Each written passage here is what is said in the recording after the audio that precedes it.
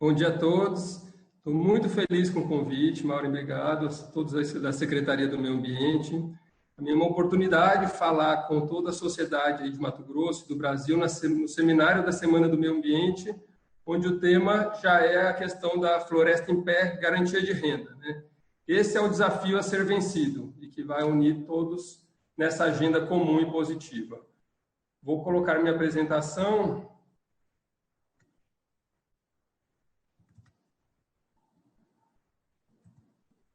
Ok?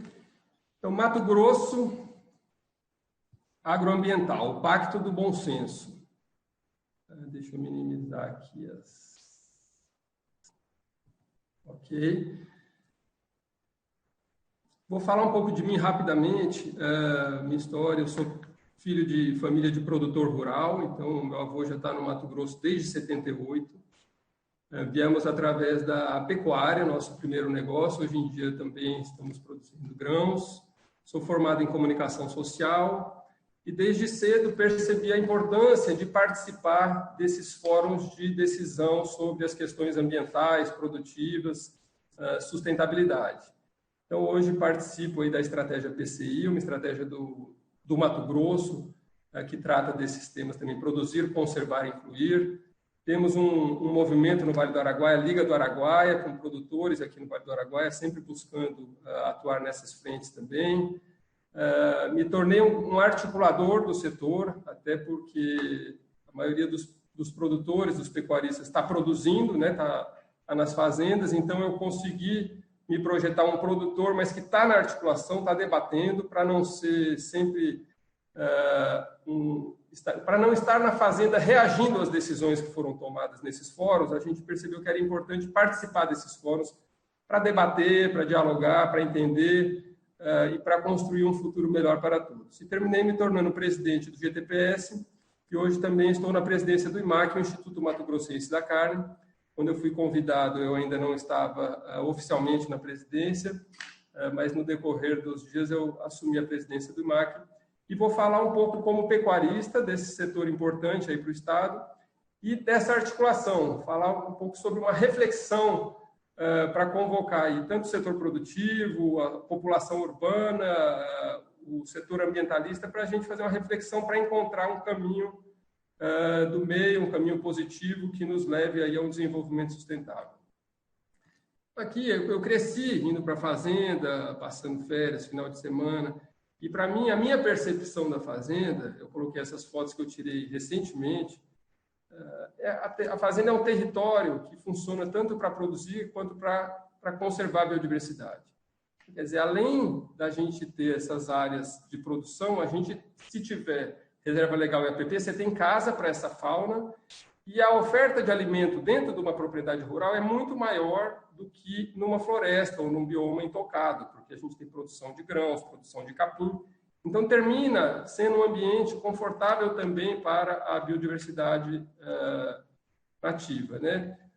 O que é estranho é que a percepção internacional não tem nada a ver com essa percepção que eu tenho de um território integrado, agroambiental, onde as fazendas funcionam, elas por si só, como corredores ecológicos, né? Corredor ecológico não é só uma biodiversidade intocada. As fazendas são corredores ecológicos, com abundância de alimento e garantia de moradia para os animais silvestres, principalmente os de grande porte.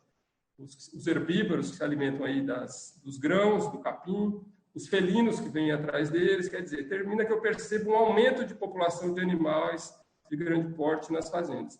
E essa percepção internacional se choca com a minha percepção, com a percepção de quem convive no campo, com quem anda de avião, que você está vendo essa biodiversidade pujante no estado, no Brasil inteiro. O que acontece, né? Como surgiu esse conflito? Então, eu vou recapitular aqui um pouco a história, o que eu acompanhei no Vale do Araguaia, aqui no Mato Grosso, tratando de 3 ciclos: o ciclo da ocupação, o ciclo aí de reação ambiental e o ciclo da produção sustentável, que seria esse pacto do bom senso. Só reforçando aqui que eu estou falando, produtor, para mim é produtor rural, é produtor que tem CPF, tem CNPJ vinculado à terra, então assim, até a gente precisa entender o que é um grileiro que está invadindo terra pública e que bota bezerro nessa área para consolidar a sua ocupação, para tentar depois entrar com uso capião. eu não estou considerando esse perfil como um produtor. Então, vamos separar o joio do trigo. O produtor pode ter feito coisa errada na fazenda, pode ter cometido erros, mas ele está sujeito à legislação ambiental, ele está com o seu CPF vinculado à terra, ele está sendo verificado aí pela Secretaria do Meio Ambiente, pelo IBAMA. Então, eu estou falando de gente séria, que está trabalhando e que se sente incomodado com alguns assuntos que a gente vai tratar aqui mais para frente. Então, o ciclo da ocupação. Através da criação da SUDAM, Superintendência aí para o Desenvolvimento da Amazônia Legal Brasileira, em 1966, ocorreu um estímulo à ocupação, né? Principalmente eu acompanhei aqui no Vale do Araguaia, minha família veio para cá através desses estímulos, quer dizer, era um estímulo à ocupação, vamos integrar esse território para não entregar. Esse território estava habitado por populações indígenas, mas não tinha um Estado forte protegendo esse Estado, então a estratégia foi estimular o setor produtivo a ocupar essas terras e promover o desenvolvimento. Vocês podem perceber pelo material da SUDAM da época, qual era a motivação para trazer esse produtor para o Mato Grosso. Chega de lendas, vamos faturar, né? Amazônia ontem, floresta, Amazônia hoje, o trator, Amazônia amanhã, indústrias. Então, era um período que a gente ainda não tinha essa consciência da importância do meio ambiente. O foco era ocupar, desenvolver, desmatar e produzir, e ganhar, e lucrar e trazer riquezas, tanto para esses desbravadores que estavam vindo, quanto para o Estado. Então, a gente tem que considerar que essa foi a motivação de ocupação e de termos conseguido trazer tantas pessoas para o Mato Grosso, para ocupar o Mato Grosso. O segundo ciclo, o ciclo ambiental, foi no momento em que surgiu, eu sou de 73, então aqui em 83 surgiu pela primeira vez o conceito de desenvolvimento sustentável. Quer dizer, até os meus 10 anos de idade nem existia esse conceito da sustentabilidade. Eu fui escutar isso provavelmente com 13, 14 anos. Os mais jovens já cresceram escutando sobre isso, sabendo dessa importância, mas para a minha geração foi uma novidade que surgiu, né? Quer dizer, desenvolvimento sustentável, o que é isso? E a definição foi atender às necessidades da atual geração sem comprometer a capacidade das futuras gerações em prover suas próprias demandas. Então, vamos encontrar uma forma de produzir para todos, para sempre, né? Na Rio 92, que foi a Conferência Mundial sobre o Meio Ambiente, no Rio de Janeiro, consolidou esse novo paradigma de importância do meio ambiente e começou a ter uma movimentação mundial em torno da conservação. E surge nesse momento uma estratégia de conservação baseada em comando e controle, em pressão sobre os mercados, boicote, moratórias, assim, personificada aqui no setor da pecuária, na moratória da carne, onde grandes frigoríficos assustados com o desmatamento e a associação da sua imagem a esse desmatamento, assinaram um termo se comprometendo com uma série de atitudes para reduzir o desmatamento. Então, foi uma estratégia um pouco maquiavélica, no sentido de promover um mal para uma minoria, pensando num bem coletivo no futuro. Nesse período, não existia ainda o Código Florestal, e nem existiam informações confiáveis em termos de geomonitoramento, quanto por cento está conservado. Hoje todos nós sabemos aí, mas era um assunto tabu na época, ninguém sabia. E essa falta de informação e falta de um órgão regulamentador aí de um Código Florestal colocou ONGs e produtores em campos opostos. Começaram a se enxergar como inimigos. E acho que esse foi um dos motivos aí da polarização e desse conflito que não deveria existir entre produção e conservação. Aí uma pergunta para vocês. Eu sei que tem gente aí da cidade, que eu acho muito importante, né? Quer dizer, esse diálogo é para todos, para os produtores rurais, para os ambientalistas, para a população urbana. Estamos falando do futuro de todos. Eu queria que vocês me falassem quanto por cento do Brasil ainda está conservado. Quanto por cento do Mato Grosso? A Maureen já falou. Mas é uma pergunta que vocês podem fazer para as pessoas e fazer esse teste. As pessoas não sabem isso. Então, eu peguei 2 estudos de 2 alas aí, indo nessa linha da produção e da conservação. O gráfico da direita é da Embrapa Territorial, estudo aí liderado pelo Evaristo Miranda, que coloca as áreas destinadas à vegetação nativa aí do Brasil todo como 66,3%, E, em verde, áreas destinadas à preservação da vegetação nativa nos imóveis rurais, 25,6% do território nacional é vegetação nativa dentro das propriedades. Tá? E temos à esquerda o pessoal do Observatório do Clima, na figura aí do Tasso, que também é um articulador desse caminho da produção e da conservação. Só que cada um tem a sua metodologia, cada um tem a sua linha de raciocínio, cada um pegou informações de um levantamento. E não estamos aqui para polarizar qual está certo, qual está errado, é mais 3%, é menos 3%.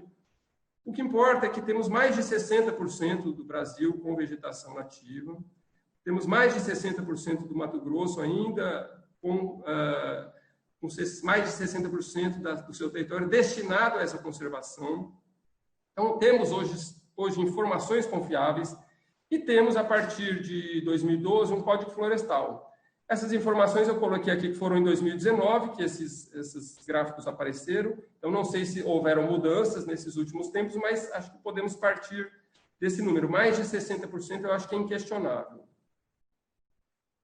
Então, é uma boa notícia, gente. Conseguimos chegar em 2020 com mais de 60% dos nossos territórios conservados. Como que a gente vai desfazer esse conflito, essa polarização, esse impasse agroambiental?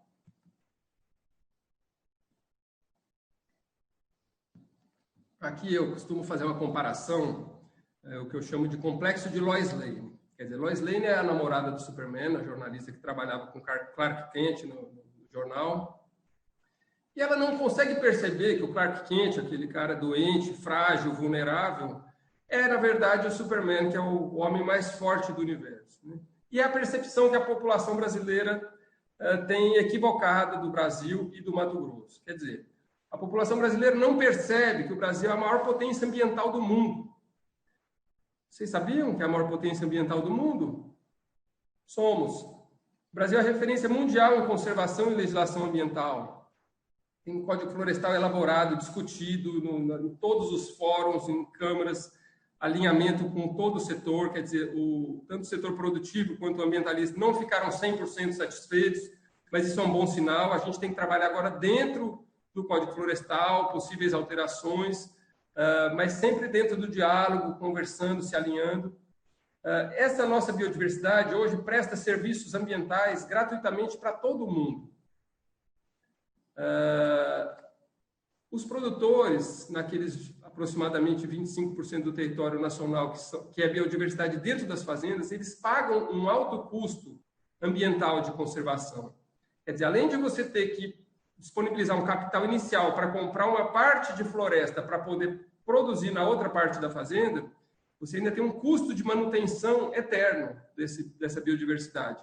Então, você paga impostos sobre essa terra com floresta, você tem que fazer cercas para separar a floresta do pasto, quer dizer, países que não têm floresta dentro das propriedades não têm que fazer cerca. Né? Então, nossos concorrentes aí no mercado mundial de carne, a maioria não existe obrigatoriedade legal nenhuma de ter nenhum pé de árvore dentro da fazenda. Então, nós temos que fazer cerca, a onça termina comendo muitos bezerros, a gente tem que ter segurança, às vezes, para fiscalizar um risco de invasão das nossas reservas legais. A gente tem um custo técnico-ambiental, um custo jurídico-ambiental, quer dizer, para quem está tentando se regularizar, sabe a dificuldade que é. Seria interessante a gente começar a levantar esses custos, indicadores de custo ambiental, para a gente ter mais informação, para poder ajudar na criação dessas políticas públicas. Isso traz um sentimento para o setor produtivo de injustiça ambiental. Todo o ônus da conservação desses 25% que estão dentro das propriedades no Brasil, o ônus quem paga é o produtor e o bônus é para toda a sociedade. Então a gente precisa realmente transformar o nome desse seminário, Floresta de Pé, Garantia de Renda, a gente tem que transformar isso em realidade, a floresta tem que ser realmente uma garantia de renda. E é uma concorrência desleal com esses outros países, que não existe toda essa complexidade legislativa de lidar com o meio ambiente. Nesses outros países, o produtor está preocupado unicamente em produzir. Ele não tem que dedicar boa parte do seu tempo a essas questões ambientais. Então, como que a gente vai transformar esse passivo num ativo ambiental, né?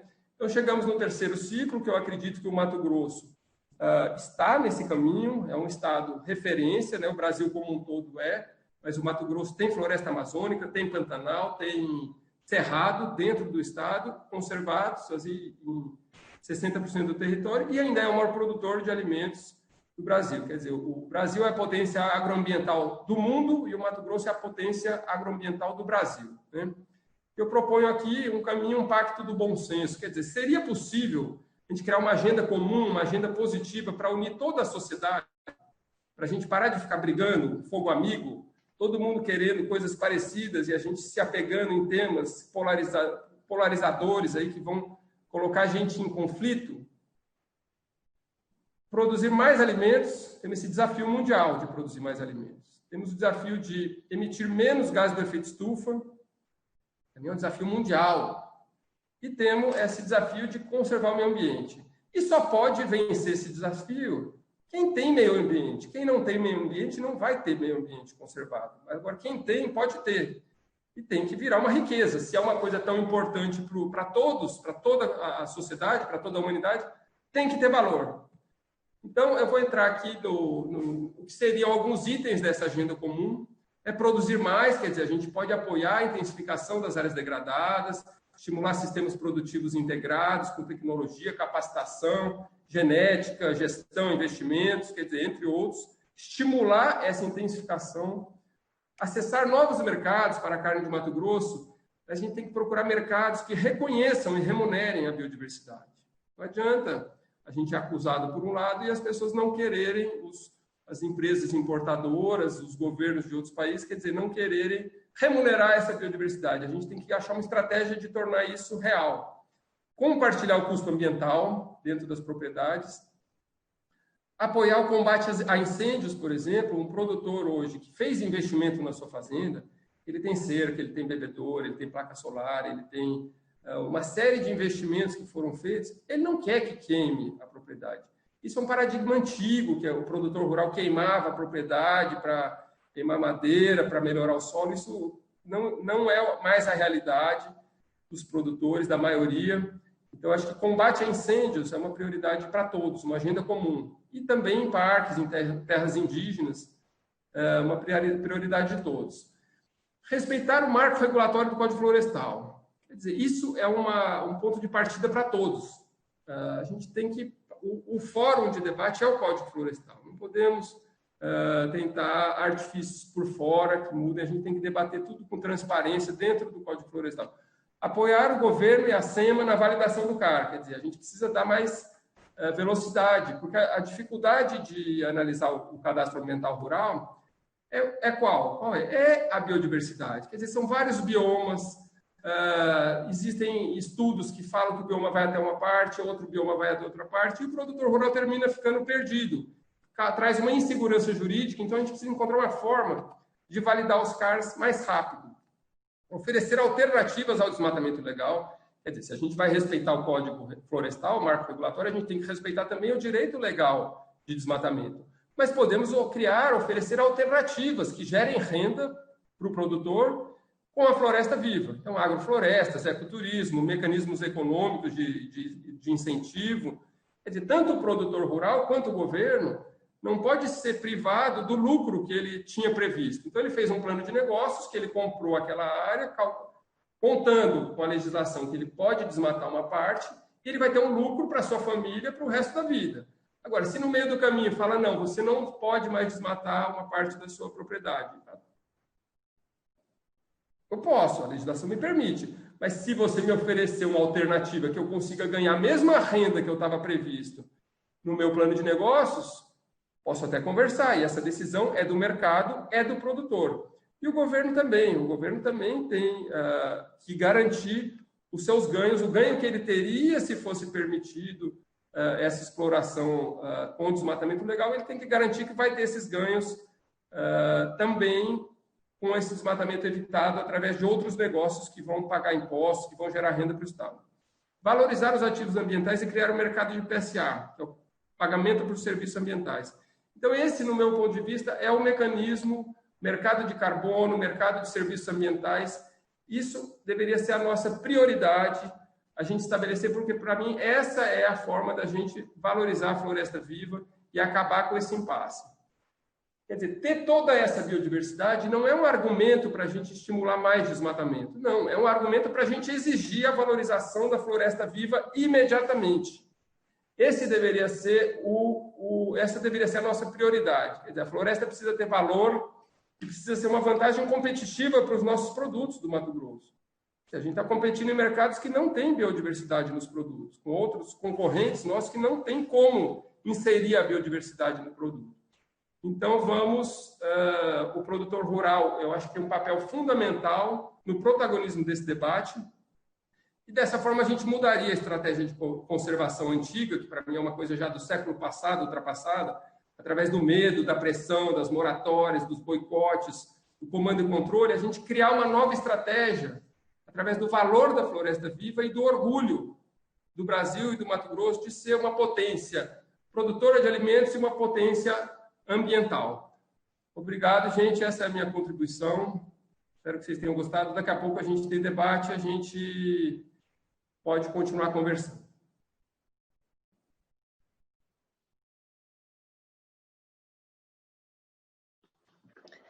Obrigado, Caio. Realmente, eu queria parabenizar pela lucidez, pela forma clara, propositiva com que você expôs. É um orgulho para Mato Grosso que nós tenhamos representantes do setor agro como você, que coloca de forma tão lúcida, tão positiva a realidade que nós vivemos. Também é uma visão do governo de Estado. Nós temos muito orgulho de falar dos números de Mato Grosso, mas a visão externa não traduz a realidade que nós temos no campo.